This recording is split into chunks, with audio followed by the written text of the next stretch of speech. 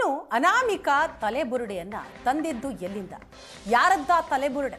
ಅನಾಮಿಕನಿಗೆನೆ ಉಲ್ಟಾ ಹೊಡೆಯತ್ತಾ ಆ ತಲೆಬುರುಡೆ?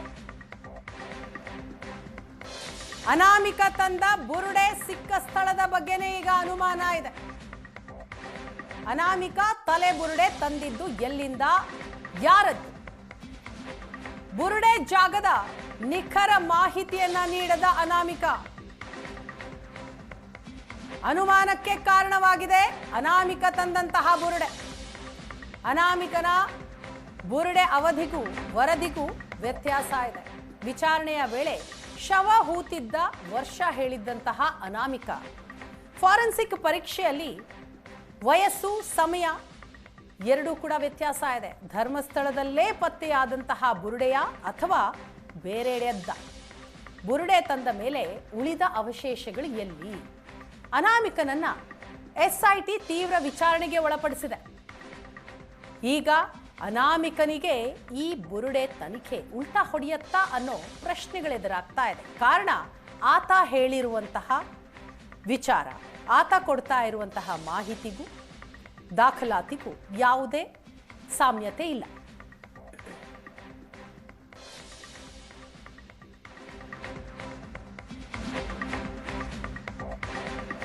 ಧರ್ಮಸ್ಥಳದಲ್ಲಿ ನೂರಾರು ಶವಗಳ ಹೂತಿಟ್ಟ ಆರೋಪ ಪ್ರಕರಣಕ್ಕೆ ಸಂಬಂಧಪಟ್ಟ ಹಾಗೆ ದೂರುದಾರ ತೋರಿಸಿದ ಒಂದು ಪಾಯಿಂಟ್ನಲ್ಲಿ ಅಸ್ಥಿ ಪತ್ತೆಯಾಗಿದೆ.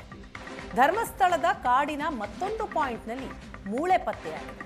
ಎರಡೂ ಕಡೆ ಸಿಕ್ಕ ಮೂಳೆ, ಉಳಿದ ಪಾಯಿಂಟ್ನಲ್ಲಿ ಮಣ್ಣು ಸಂಗ್ರಹ. ಮಣ್ಣು ಮತ್ತು ಮೂಳೆಗಳ ಸ್ಯಾಂಪಲ್ ಅನ್ನ FSL ಪರೀಕ್ಷೆಗೆ ಕಳುಹಿಸಲಾಗಿದೆ. ಮಣ್ಣಿನಲ್ಲಿ ಮೂಳೆ ಕರಗಿ ಹೋಗಿರುವ ಸಾಧ್ಯತೆ ಇದೆ ಅಂತ ಹೇಳಿದ್ರು ಪರಮೇಶ್ವರ್. ಮೂಳೆಗಳು ಕರಗಿದ್ರೆ ಮಣ್ಣಿನ ಸ್ಯಾಂಪಲ್ನಲ್ಲಿ ಪತ್ತೆ ಸಾಧ್ಯನ? ಹಿಂದೆ ಹೂತಿದ್ದ ಶವ ಆಸಿಡ್ ಅಂಶದಿಂದ ಕರಗಿ ಹೋಗುತ್ತಾ? 15ರಿಂದ 20 ವರ್ಷದ ಹಿಂದಿನ ಶವದ ಮೂಳೆ ಕರಗೋದಕ್ಕೆ ಸಾಧ್ಯ ಇಲ್ಲ. ಬೇರೆ ಮಣ್ಣಿಗಿಂತ ಆಸಿಡಿಕ್ ಮಣ್ಣಿನಲ್ಲಿ ಮೂಳೆ ಬೇಗ ಕರಗುತ್ತೆ. 20ಕ್ಕಿಂತ ಹೆಚ್ಚು ವರ್ಷದ ಹಿಂದಿನ ಮೂಳೆ ಕರಗುವ ಸಾಧ್ಯತೆ ಇದೆ. ಆಸಿಡಿಕ್ ಮಣ್ಣಿನಲ್ಲಿ DNA ಸ್ಯಾಂಪಲ್ ಪತ್ತೆಯಾಗೋದಿಲ್ಲ. ಮಣ್ಣಿನ ಪರೀಕ್ಷೆಯಿಂದ SITಗೆ ಯಾವುದೇ ಸಹಾಯ ಆಗಲ್ಲ. ಅಲ್ಲ ನೋಡಿ, ಈಗ ಮೂಳೆ ಕರ್ಗೋಗೋದು ಮಣ್ಣಿನಲ್ಲಿ ಕರ್ಗೋಗುತ್ತಾ ಅಂದ್ರೆ ಹೌದು, ಕರ್ಗೋಗುತ್ತೆ. ಅಸಿಡಿಕ್ ಸಾಯಿಲ್ ಇಂದ ಮೂಳೆ ಕರ್ಗೋಗುತ್ತಾ? ಅಸಿಡಿಕ್ ಸಾಯಿಲ್ ಇಂದ ಆಲ್ಕಲೈನ್ ಸಾಯಿಲ್ ಗಿಂತ ಬೇಗ ಕರ್ಗೋಗುತ್ತೆ ಅಂತ ಹೇಳ್ಬೋದು ಹೊರತು, ಈಗ ಇವ್ರು ಹೇಳ್ತಾ ಇರೋದು ಅಪರಾಧ ಏನು ನಡೆದಿದೆ, ಎಲ್ಲಿ ಹೆಣ ಊತಿದ್ದಾರೆ, ಒಂದು 10-15 ವರ್ಷ ಹಿಂದೆ ನಡೆದಿರ್ತಕ್ಕಂಥ ಕೃತ್ಯ. ಅಂದ್ರೆ 15 ವರ್ಷದಿಂದ ಊತಿರ್ತಕ್ಕಂಥ ಬಾಡಿ, ಅದು ಮೂಳೆಗಳು ಕರಗಿ ಹೋಗ್ಲಿಕ್ಕೆ ಸಾಧ್ಯನೇ ಇಲ್ಲ. ಯಾಕಂದ್ರೆ ಅವರು ಹೇಳ್ತಾ ಇರೋದು ಅಸಿಡಿಕ್ ಸಾಯಿಲ್, ನಿಜ ಆಸಿಡ್ ಅಲ್ಲ. ಅಸಿಡಿಕ್ ಸಾಯಿಲ್ ಅಂದ್ರೆ ಅಲ್ಲಿರ್ತಕ್ಕಂಥ ಆರ್ಗ್ಯಾನಿಕ್ ಮ್ಯಾಟರ್, ಆರ್ಗ್ಯಾನಿಕ್ ಕಂಟೆಂಟ್ ಅಂತ ಹೇಳ್ತೀವಿ. ಸಾಯಿಲ್ ಆರ್ಗ್ಯಾನಿಕ್ ಮ್ಯಾಟರ್, SOM ಅಂತ ಹೇಳ್ತೀವಿ.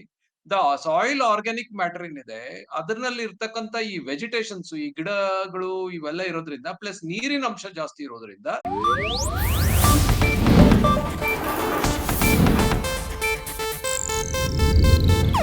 ಇದು ಏಷ್ಯಾನೆಟ್ ನ್ಯೂಸ್ ನೆಟ್ವರ್ಕ್ ಪ್ರಸ್ತುತಿ.